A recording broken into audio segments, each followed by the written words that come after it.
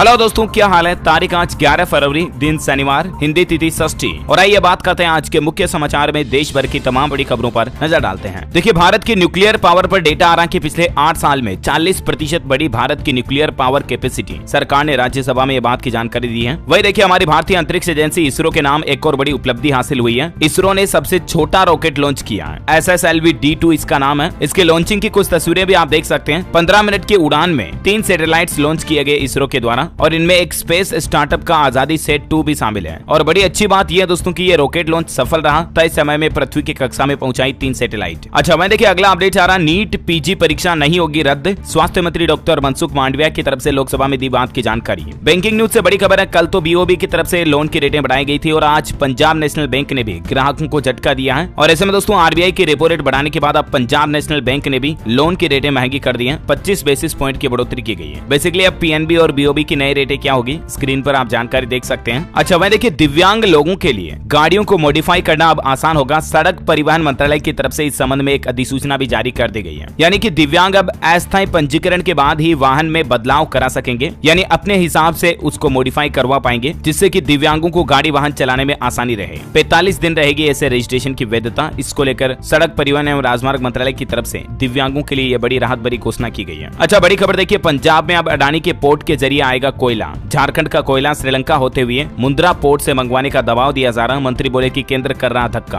हालांकि दोस्तों, अडानी मामले को लेकर हिंडनबर्ग की रिपोर्ट पर कल सुप्रीम कोर्ट में सुनवाई हुई, और सेबी से 13 फरवरी तक सुप्रीम कोर्ट ने इस मामले को लेकर जवाब भी मांगा है। केंद्र सरकार और सेबी दोनों से जवाब मांगा है, और अब इसकी अगली सुनवाई सोमवार को होगी। अडानी के शेयर का अपडेट है, 3% और गिरावट देखी गई। और LIC की तरफ से भी एक बड़ा ऐलान किया गया कि अडानी ग्रुप में नहीं घटाएंगे निवेश, लेते रहेंगे योजनाओं की जानकारी। अच्छा, अगली बड़ी खबर देखिए, आम आदमी को बड़ी राहत दी है। सरकार ने आटे की कीमत में 2 रुपए प्रति किलो की कटौती कर दी है। और अब आपको किस भाव पर आटा और गेहूं मिलेगा, तो आपको बता दूं, दरअसल केंद्र सरकार ने ओपन मार्केट सेल स्कीम यानी कि OMSS के तहत गेहूं की नीलामी की कीमतों में कटौती की है। केंद्र सरकार ने गेहूं का रिजर्व प्राइस कम कर दिया है, जिससे आटे की कीमत भी कम होगी। और अब इस फैसले के बाद कितनी कीमत होगी गेहूं की, तो आप देख सकते हैं 21 रुपए 50 पैसे प्रति किलो अब गेहूं की कीमत होगी। वैसे आम आदमी को महंगाई से एक और राहत मिल सकती है। सीमेंट सस्ती होगी, क्योंकि आने वाले 18 तारीख को यानी 18 फरवरी को GST काउंसिल की बैठक होगी, और उसमें यह बड़ा फैसला लिया जा सकता है। सीमेंट के ऊपर GST कमेटी रेटें कम कर सकती है, ऐसी मीडिया रिपोर्ट्स आ रही हैं। बड़ी खबर देखिए दोस्तों, देश में पहली बार मिला लिथियम। जम्मू कश्मीर के रियासी में 59 लाख टन लिथियम से बड़ी क्रांति आएगी, और ये देश में पहली बार लिथियम का भंडार मिला है जम्मू एंड कश्मीर में। यहाँ ऑलरेडी सोने के 5 ब्लॉक भी हैं। और इससे सबसे बड़ा फायदा क्या होगा पता है, जो आजकल इलेक्ट्रिक वाहन आते हैं उनमें जो बैटरी आती है ना, वो लिथियम आयन बैटरी होती है। यानी कि दोस्तों, जम्मू कश्मीर में इस लिथियम के भंडार से अब भारत में ही लिथियम आयन बैटरियां बन पाएगी, जिससे इलेक्ट्रिक वाहनों की कीमतें कम होगी और बड़ी क्रांति देखने को मिलेगी इलेक्ट्रिक व्हीकल्स में, राइट। चलिए अगली बड़ी खबर देखिए, महाराष्ट्र में गोकुल दूध की कीमतें बढ़ गई हैं। मुंबई में गाय का दूध 2 रुपए और भैंस का दूध 3 रुपए प्रति लीटर महंगा हुआ। और इसी तरह से पुणे, कोल्हापुर वगैरह महाराष्ट्र के सभी जगहों पर गोकुल डेयरी का दूध महंगा हो चुका है। बेसिकली अब नए रेट्स क्या होंगे, जानकारी आप देख सकते हैं। बड़ी खबर आ रही, टिकटॉक ने भारत के सभी कर्मचारियों को नौकरी से निकाला। अब इन कर्मचारियों को 9 महीने की सैलरी देगा टिकटॉक। और याहू भी अब छंटनी करने जा रही है। टिकटॉक ने तो इंडिया के पूरे स्टाफ को निकाल दिया, और याहू भी 20% एम्प्लॉयज को बाहर करेगी। चलिए अगली बड़ी खबर देखिए दोस्तों, लड़की के मामले को लेकर पंजाब एवं हरियाणा हाईकोर्ट ने एक बड़ा फैसला सुनाया कि अगर प्रेमी शादीशुदा है, ये जानते हुए भी एक लड़की किसी अपने प्रेमी के साथ संबंध बना रही है, तो वो रेप केस नहीं माना जाएगा। ऐसे एक मामले में पीड़ित लड़की की याचिका को भी पंजाब एवं हरियाणा हाईकोर्ट ने खारिज कर दिया, क्योंकि लड़की को पहले से ही पता था कि उसका प्रेमी, उसका लवर ऑलरेडी शादीशुदा है। उसके बावजूद लड़की ने प्रेमी के साथ शारीरिक संबंध बनाए, तो ये रेप केस में नहीं गिना जाएगा। चलिए अगला अपडेट देखिए, सरकार ने वापस ली 14 फरवरी को काऊ हग डे मनाने की अपील। दरअसल आपको पता होगा, कल ही animal welfare board of India AWBI की तरफ से एक प्रेस नोट जारी किया गया था। उसमें कहा गया था कि 14 फरवरी को गायों को गले लगाएं, काऊ हग डे मनाएं। तो इस अपील को वापस ले लिया, क्योंकि सोशल मीडिया पर इसका काफी ज्यादा माखौल मजाक बनाया गया। इसके कई मीम्स भी बनाए गए, कुछ तस्वीरें आप देख सकते हैं। चलिए अगली बड़ी खबर आ रही है, साल 2022 में यानी पिछले साल का डेटा है, तकरीबन 2.25 लाख लोगों ने भारतीय नागरिकता छोड़ी और दुनिया के दूसरे देशों की नागरिकता अपना ली। दुनिया के दूसरे देशों में जाकर रहने लग गए। केंद्र सरकार ने 135 ऐसे देशों की लिस्ट भी जारी की है जिनकी नागरिकता भारतीयों ने ली है। वैसे इस डेटा को थोड़ा और लंबे समय में देखें दोस्तों, तो साल 2011 से लेकर अब तक यानी पिछले 12 साल में 16 लाख लोगों ने भारत की नागरिकता छोड़ दी है और दुनिया के दूसरे देशों में रहने लग गए। अच्छा, एक और बड़ी खबर आ रही कि साल 2026 तक 3 करोड़ डिजिटली स्किल्ड वर्कर्स की जरूरत होगी। जॉब करते हुए स्किल सीखने वाले 25% वेतन बढ़ोतरी भी पाते हैं। तो कहने का मतलब ये है कि आने वाले सालों में भविष्य में स्किल वर्कर्स की ज्यादा डिमांड होगी। राइट। अच्छा, बड़ी खबर आ रही है स्पेस साइंस से। देखिए, सूरज का एक बड़ा हिस्सा टूटा।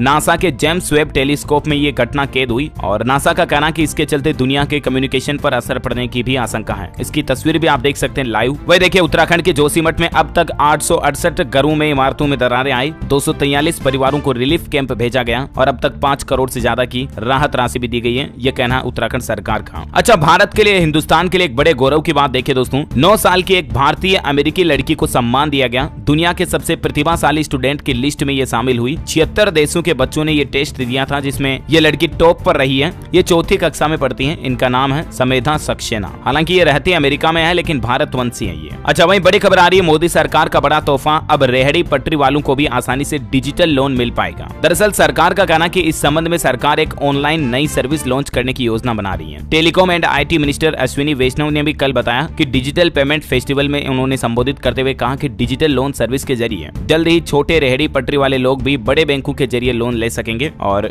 UPI के जैसे ही जल्दी ये नई डिजिटल लोन फैसिलिटी सेवा उपलब्ध करवाई जाएगी, है ना। अच्छा, खबरों में आगे बढ़े दोस्तों, इससे पहले मैं आपको आज के स्पेशल डे के बारे में बताता हूँ। आज प्रोमिस डे है। आप सभी को happy promise day. Valentine's week का ये 5वां दिन है और इसे एक दूसरे के साथ वादा निभाने के रूप में मनाया जाता है। तो इसके लिए मैं आपको बहुत ही अच्छी लाइन कहना चाहूंगा। अगर आपने मुझे लाखों में चुना है तो मेरा भी वादा है आपसे, करोड़ों की भीड़ में मैं आपको खोने नहीं दूंगा। वो सब तो ठीक है, मैं आज प्रोमिस डे के मौके पर आपसे एक वादा करता हूँ, प्रोमिस करता हूँ कि DLS न्यूज चैनल के ऊपर मैं आपको रोजाना ऐसी ही काम की और महत्वपूर्ण खबरों के अपडेट आपके मोबाइल तक पहुंचाता रहूंगा। लेकिन बदले में मुझे भी आपसे एक वादा चाहिए। प्रॉमिस करो आप भी मेरे से कि आप डेली इस वीडियो को लाइक करोगे DLS न्यूज चैनल के, यानी कि आपके अपने DLS भाई के वीडियोज को लाइक करोगे डेली। ये वादा करो और शेयर भी किया करो यार दोस्तों के साथ, फेसबुक और व्हाट्सएप पर अपने फ्रेंड्स को, अपने पड़ोसी को, अपने कोलिग्स को, साथ में काम करने वालों को बताया करो कि ये ऐसा DLS भाई का चैनल है, डेली अच्छी अच्छी काम की खबरें लाता है, इस वीडियो को देखा करो। मतलब बताया करो। आप वादा करो कि आप कम से कम 10 लोगों को बताओगे।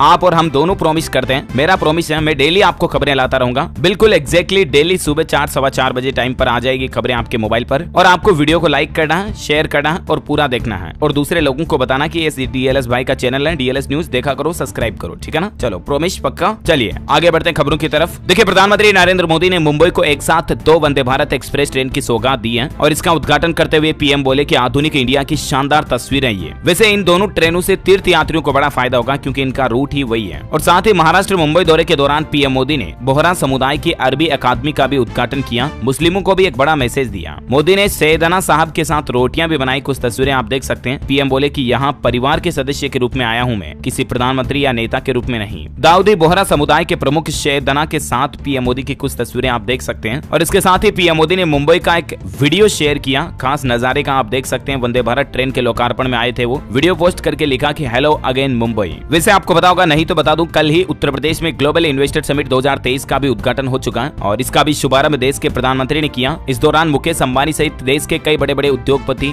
भी मौजूद रहे, जैसे आनंद महिंद्रा, अडानी, बिड़ला वगैरह सभी बड़े बड़े उद्योगपति मौजूद रहे। समिट में PM बोले कि यूपी चैंपियन बनकर उभर रहा है। लोग कहते थे यहाँ विकास होना नामुमकिन है, लेकिन खुद को उत्तर प्रदेश ने डंके की चोट पर साबित किया। गृह मंत्री अमित शाह भी इस कार्यक्रम में शामिल हुए और उन्होंने कहा कि यूपी के विकास के बिना देश आगे नहीं बढ़ सकता। योगी सरकार कड़े फैसले लेने के लिए जानी जाती है। PM ने कहा कि अब उत्तर प्रदेश बनेगा सेलफोन हब। डिफेंस कॉरिडोर का काम भी जोरों पर चल रहा है। ये कुछ तस्वीरें आप देख सकते हैं ग्लोबल इन्वेस्टर समिट के उद्घाटन की। साथ ही PM बोले कि उत्तर प्रदेश को पहले घोटालों के लिए जाना जाता था। किसी को कोई उम्मीद नहीं थी कि उत्तर प्रदेश इस लेवल तक पहुंचेगा। यूपी को कभी बीमारू राज्य कहते थे। काफी कुछ बातें कही उन्होंने उत्तर प्रदेश के बारे में और आप खुद ही देखिए असल आंकड़ा क्या है। उत्तर प्रदेश में बजट से भी 5 गुना ज्यादा निवेश आया इस ग्लोबल इन्वेस्टर समिट के जरिए। 32,92,000 करोड़ का MOU साइन हुआ अलग अलग कंपनियों के साथ और इसमें से सबसे ज्यादा इन्वेस्टमेंट पश्चिमांचल को मिला। योगी सरकार का कहना कि इस इन्वेस्टमेंट से तकरीबन उत्तर प्रदेश के 92 लाख लोगों को रोजगार मिलेगा। ऑलमोस्ट करोड़ों युवाओं को नए नए रोजगार मिलेंगे। इतने बड़े इंफ्रास्ट्रक्चर और डेवलपमेंट अब उत्तर प्रदेश में देखने को मिलेंगे। यूपी में देखिए आप इस GIS समिट में 40 देशों के 400 से ज्यादा विदेशी डेलीगेट्स भी शामिल हुए और इस मौके पर मुकेश अंबानी ने भी बड़ी घोषणा कर दी है। अगले 4 सालों में उत्तर प्रदेश में वो खुद भी 75,000 करोड़ रुपए के निवेश करेंगे। अंबानी बोले कि हर गांव में 5G और जियो स्कूल की सौगात होगी, यानी कि जियो स्कूल भी खोले जाएंगे। इन्वेस्टर समिट के दौरान आदित्य बिड़ला ने भी बड़ा ऐलान किया। बिड़ला ग्रुप भी उत्तर प्रदेश में 25,000 करोड़ का निवेश करेगा और इस मौके पर मुख्यमंत्री योगी आदित्यनाथ बोले कि देश के ग्रोथ इंजन की भूमिका निभाने को तैयार है नए भारत का नया उत्तर प्रदेश। तो कुछ यूं सिलसिला रहा यूपी GIS 2023 का।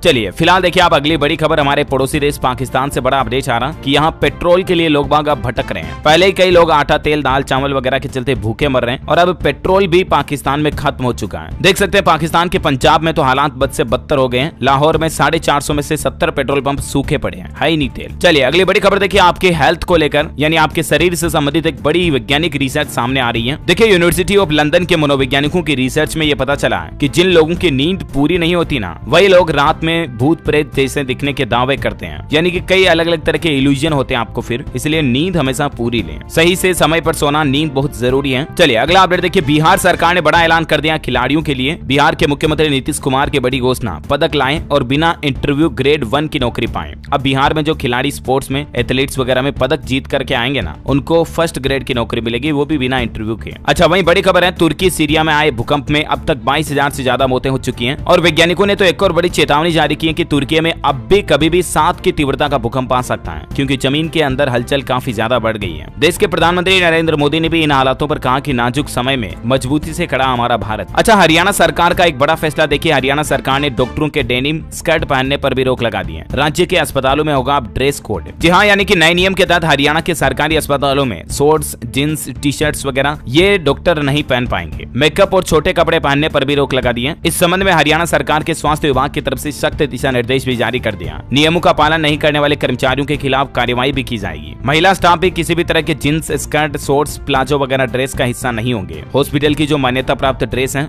वही पहन पाएंगे, है ना। और हरियाणा के लोगों के लिए एक बड़ी खुशखबरी ये आ रही है कि देखिए आप, इतिहास में पहली बार हरियाणा राज्य का लिंगानुपात 900 के पार पहुंच चुका है। बाकी 2011 में प्रदेश का लिंगानुपात 879 था, 2023 में बढ़कर 917 हो गया, यानी कि 1000 लड़कों पर 917 लड़कियां हैं। अच्छा भाई, हरियाणा सरकार ने एक और बड़ी घोषणा ये भी कर दी है कि अब 17 साल के युवाओं को नहीं लगेगी नौकरी। हरियाणा में सरकारी भर्ती की उम्र 18 साल ही रहेगी। सरकार ने ग्रुप सी और डी के लिए 17 साल वाले पदों की मांग को ठुकरा दिया है और दोबारा आवेदन भी मांगे हैं। वैसे सरकारी नौकरी की भर्तियों में पेपर लीक वगैरह नकल पर रोक लगाने के लिए उत्तराखंड सरकार भी एक नया कानून लेकर आ चुकी है। उम्र कैद की सजा होगी और 10 करोड़ रुपए तक का जुर्माना लगाया जाएगा। प्रतियोगिता परीक्षा अध्यादेश 2023 लागू हो चुका है उत्तराखंड में। सीधे सीधे शब्दों में बोलूं तो उत्तराखंड में नकल विरोधी कानून लागू हो चुका है और राज्यपाल ने भी इसको मंजूरी दे दी है। जज की निगरानी में होगी आने वाली पटवारी भर्ती परीक्षा की जांच भी, है ना। और वह देखिए अगला अपडेट, पीएम मोदी के बाद गृह मंत्री अमित शाह भी अब महाराष्ट्र आएंगे। 17 से 19 फरवरी तक 3 जिलों में मंथन करेंगे। अच्छा एक अमेजिंग चीज देखिए आप, वजन 57 टन, ऊंचाई 9.25 मीटर, राजस्थान के कोटा के चंबल रिवर फ्रंट पर दुनिया का सबसे बड़ा घंटा लगाया जा रहा है। इसकी तस्वीर देख करके ही आप अंदाजा लगा सकते हैं कि ये कितना बड़ा घंटा होगा। क्रेन से इसको उठाया जा रहा है घंटे को। 57 टन मतलब 1 टन में 1000 किलो होता है। 57,000 किलो का ये और 9 मीटर ऊंचा है। Amazing right. इसे कोटा शहर के चंबल रिवर फ्रंट पर दुनिया का ये सबसे बड़ा घंटा लगाने की तैयारी पूरी हो चुकी है। वैसे राजस्थान की बात हो ही रही तो आपको बता दूं, कल ही आपको पता होगा राजस्थान सरकार की तरफ से बजट भी जारी कर दिया। मुख्यमंत्री अशोक गहलोत सरकार की तरफ से अपनी सरकार का अंतिम बजट जारी किया, क्योंकि उसके बाद राजस्थान में वापस विधानसभा चुनाव होने वाले हैं, तो ये उनके कार्यकाल का ये अंतिम बजट है। और गहलोत के बजट में आम लोगों से लेकर युवाओं, महिलाओं, किसान भाई लोगों, बेरोजगारों सहित कई अलग अलग सेक्टर में बड़े तोहफे दिए गए। राजस्थान बजट की बड़ी बात है, वैसे तो मैंने आपको कल ही डीएलएस न्यूज चैनल के ऊपर बता दी थी। आप चाहे तो 25 बड़ी घोषणाओं का कॉम्प्लेक्स वीडियो जाकर के देख सकते हैं। अगर आप राजस्थान राज्य में रहते तो जरूर देखिएगा, मैं पर्सनली रिकमेंड करना चाहूंगा। और वैसे बजट के फटाफट से रैपिड हाइलाइट्स बता देता हूं आपको। देखिए 500 रुपए में मिलेगा गैस सिलेंडर, हर महीने फूड किट और 25 लाख रुपए तक का इलाज भी मुफ्त होगा। तकरीबन 76 लाख से भी ज्यादा उज्ज्वला योजना के लाभार्थियों को अब राजस्थान में घरेलू गैस सिलेंडर मात्र 500 रुपए में मिलेगा। वहीं 25 लाख तक का मेडिकल बीमा भी करवाएगी राजस्थान सरकार। ईडब्ल्यूएस परिवारों को फ्री मेडिक्लेम की सुविधा मिलेगी और उसका प्रीमियम भी सरकार भरेगी। राजस्थान में जो चिरंजीवी योजना के तहत 10 लाख रुपए का सालाना फ्री इलाज मिलता ना, उसके लिमिट को भी सरकार ने बढ़ाकर 25 लाख कर दिया। चिरंजीवी स्वास्थ्य बीमा योजना में अब हर साल 25 लाख रुपए तक का इलाज बिल्कुल फ्री मिल पाएगा। और कृषि बजट में भी गहलोत सरकार ने बड़ी घोषणाएं की है। किसानों को मुफ्त बिजली देने की, 3000 करोड़ का ब्याज मुक्त लोन सहित कई बड़े अनाउंसमेंट किए। स्वास्थ्य यानी कि हेल्थ के सेक्टर को मजबूत करने के लिए गहलोत सरकार ने बीमा वगैरह किए। इसके अलावा नए मेडिकल कॉलेज खोलने की घोषणा भी की है। महिलाओं के लिए भी 8000 नए आंगनबाड़ी सेंटर खोले जाएंगे और रोडवेज बसों में अब महिलाओं का आधा किराया ही लगेगा। 50% की डायरेक्ट छूट मिलेगी सभी माताओं बहनों को रोडवेज बसों के किराए में। अच्छा, लाखों स्टूडेंट छात्र छात्राओं के लिए भी अशोक गहलोत सरकार ने बड़ी घोषणा की है। जो कॉम्पिटिटिव एग्जाम की तैयारी कर रहे हैं, यानी कि प्रतियोगिता परीक्षा की तैयारी कर रहे हैं ना, तो सरकारी नौकरियों की भर्तियों में फॉर्म भरने के लिए परीक्षा फॉर्म का शुल्क बिल्कुल भी नहीं देना पड़ेगा। परीक्षा मुफ्त होगी। और राजस्थान के 40,000 से ज्यादा स्कूल में अब पहली से 12वीं तक की एजुकेशन बिल्कुल फ्री होगी आरटीई के तहत। वहीं सीएम गहलोत ने एक और ऐलान किया, अमेजोन, उबर, जोमेटो के अस्थायी कर्मचारियों के लिए 200 करोड़ रुपए का कोर्स भी बनाया जाएगा। तो इलाज, एग्जाम वगैरह फ्री हो गए। घर चलाना थोड़ा बहुत सस्ता होगा गैस सिलेंडर वगैरह की वजह से। हालांकि पेट्रोल डीजल अब भी महंगाई मिलेगा। ईंधन वगैरह या पेट्रोल को लेकर राजस्थान सरकार ने बजट में कोई भी बड़ा अनाउंसमेंट नहीं किया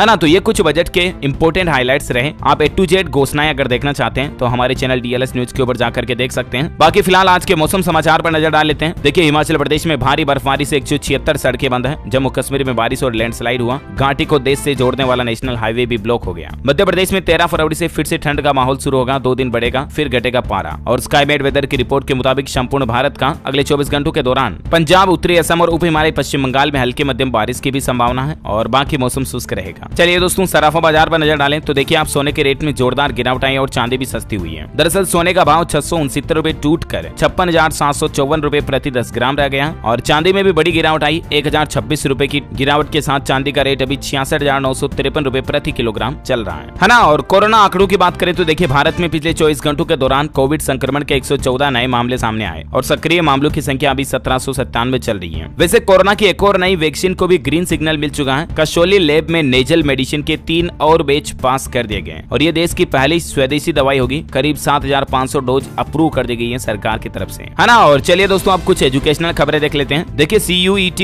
2023 एग्जाम पर खबर आ रही है। NTA ने CUET UG रजिस्ट्रेशन लिंक को एक्टिवेट कर दिया। 12 मार्च तक अप्लाई कर सकेंगे। अच्छा, नीट की परीक्षा को लेकर देखिए, एक नया नियम स्वास्थ्य मंत्री ने बताया। विदेश से मेडिकल की पढ़ाई के लिए नीट भी अब अनिवार्य होगी। 3 शर्तों को पूरा करना होगा स्टूडेंट्स को विदेश से मेडिकल की पढ़ाई के लिए भी, है ना। और वो शर्तें कौन कौन सी कंडीशंस आप स्क्रीन पर देख सकते हैं। अच्छा, उत्तर प्रदेश बोर्ड परीक्षा में दिव्यांग छात्राओं के लिए योगी सरकार ने एक बड़ा फैसला लिया।